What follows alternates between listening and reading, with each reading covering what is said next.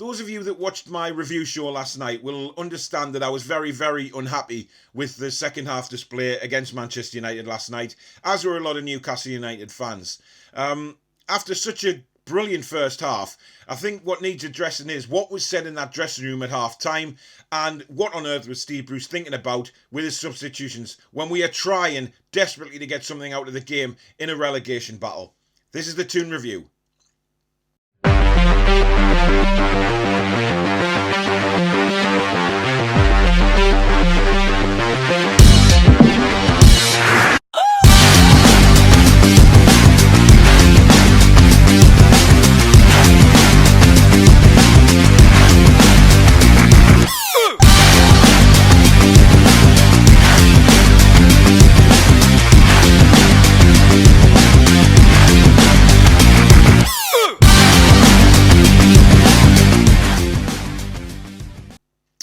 Hi everybody, this is Paul at the Toon Review, back again with another video and discussing last night's defeat to Manchester United by 3-1 at Old Trafford, and having a look at the player ratings as well.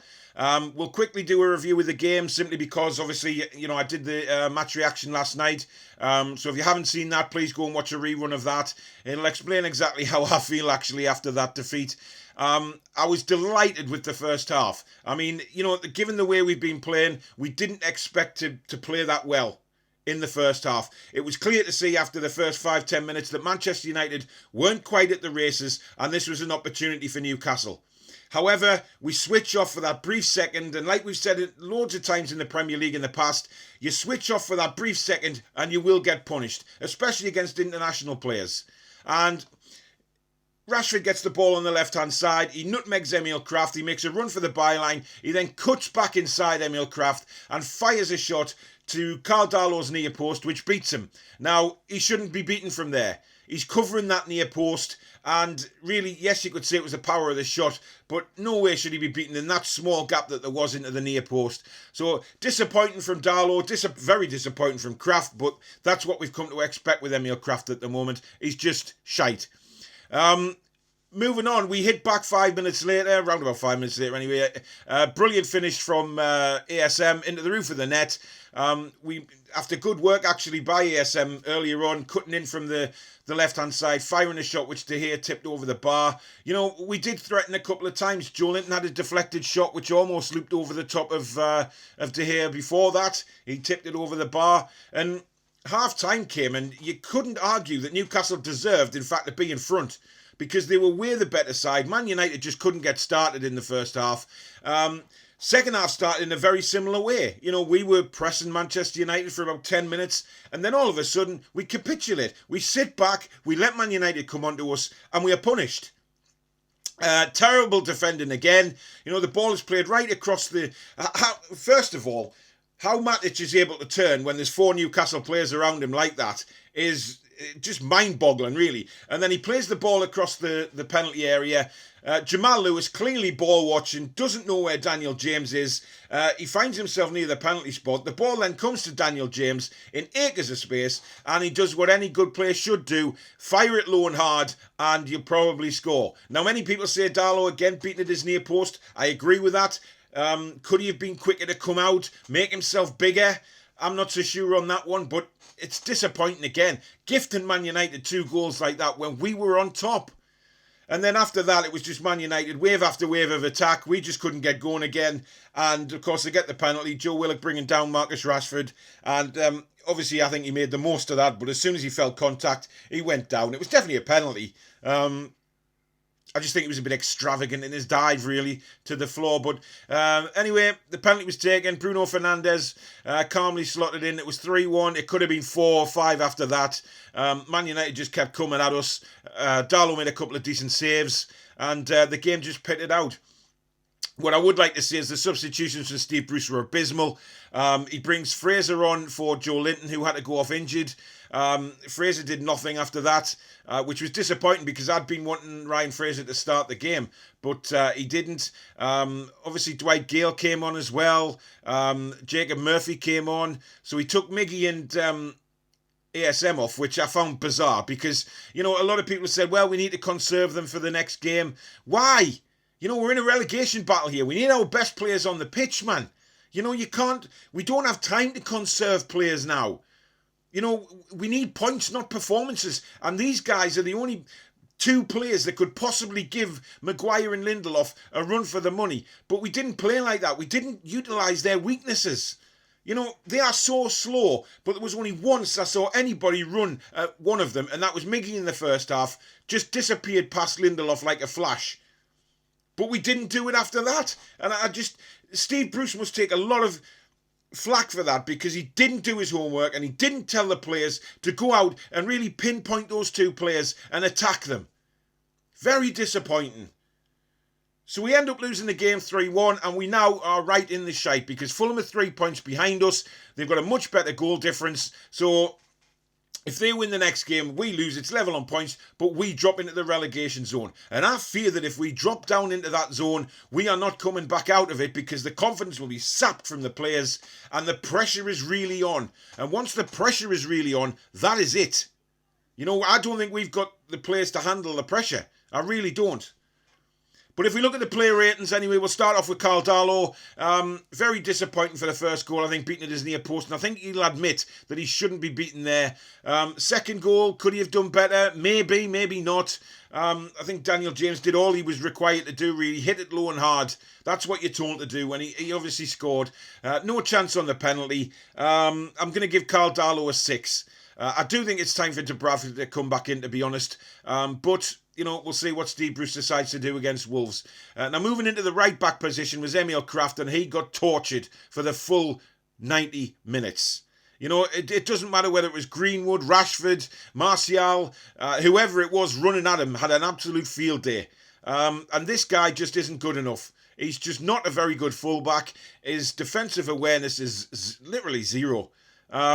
Very poor for the first goal, got nutmegged and then got cut inside. But every time anybody has a run at Emil Kraft, they get past him. He just stands off, he doesn't make tackles, it's very poor. So I'm giving Emil Kraft a 1.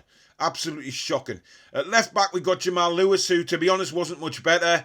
I do think this kid needs taking out the firing line for a little bit. This isn't the Jamal Lewis I saw play for Norwich City. Not at all. He's lost so much confidence.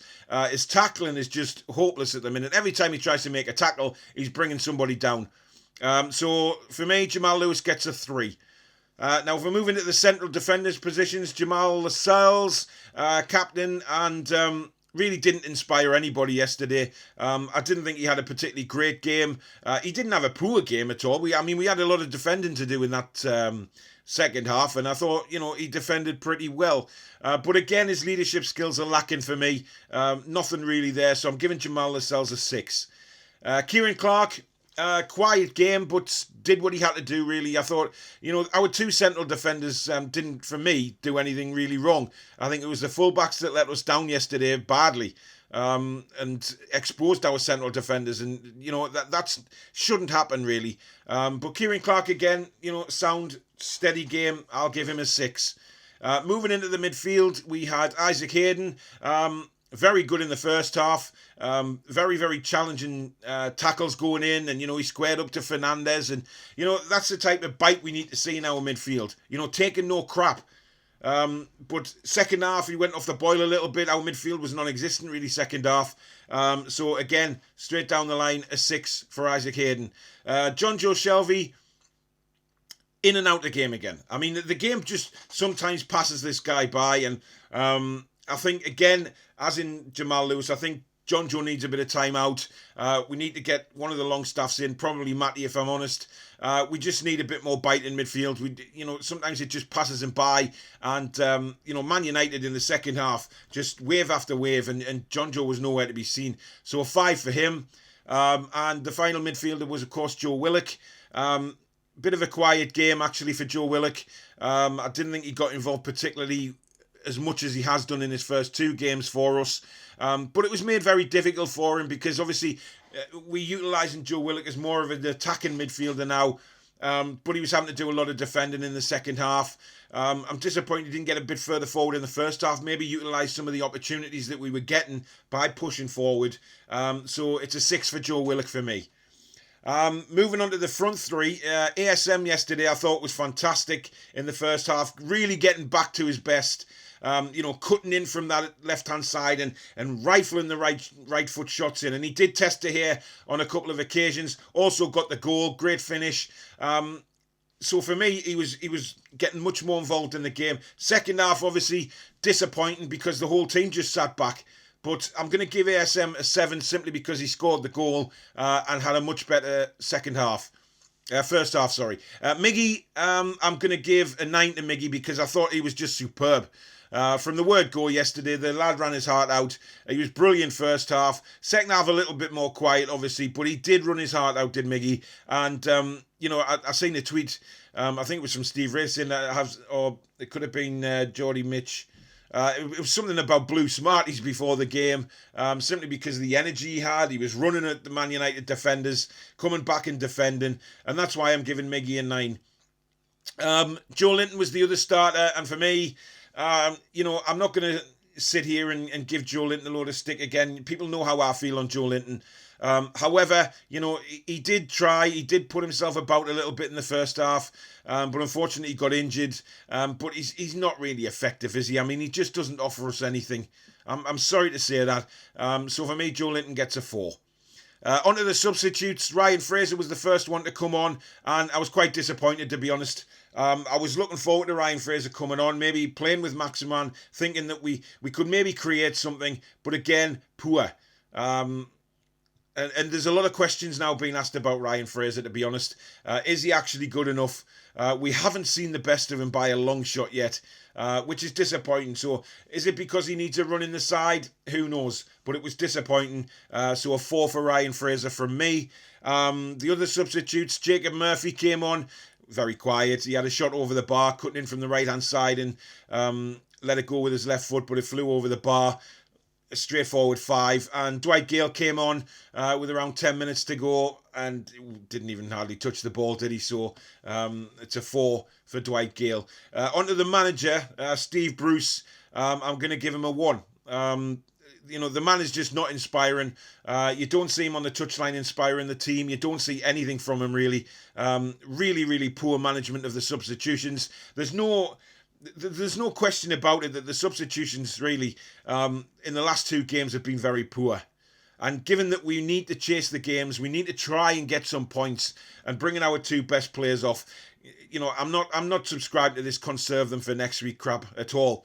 We are in a dogfight and we need our best players on the pitch all the time to try and get something out of games. Now, Man United have proved this season that they are susceptible to giving away late goals. And we could have and should have got something from that game last night, but we didn't. And that's for me so disappointing. It really is. But there you go. That's my player ratings and brief review of the game. All in all, we should have got something from Old Trafford, without a doubt. But we have to look forward to Wolves now and see if we can get anything out of that. It's becoming desperate. It is becoming desperate now because I think if we slide into the bottom 3, it's going to be very difficult for them to get out. But time will tell, guys. Time will tell. If you've enjoyed the video, do hit the like button. If you're new to the channel, please do subscribe. We'll be back with lots of live streams. The 4 Horsemen will be later on tonight at 8:30. We've got hopefully another live stream coming up on Tuesday night, Thursday night. Lots of stuff coming up before the Wolves game, previews and everything like that as well. So do stay tuned to my Twitter account at the Toon Review, and you'll be notified of any upcoming videos. But obviously, if you've got notifications on YouTube, you'll be notified of when I'm going live and uploading any future videos. So thank you very much for watching. Enjoy the rest of your week, guys. Take care. Be strong. Be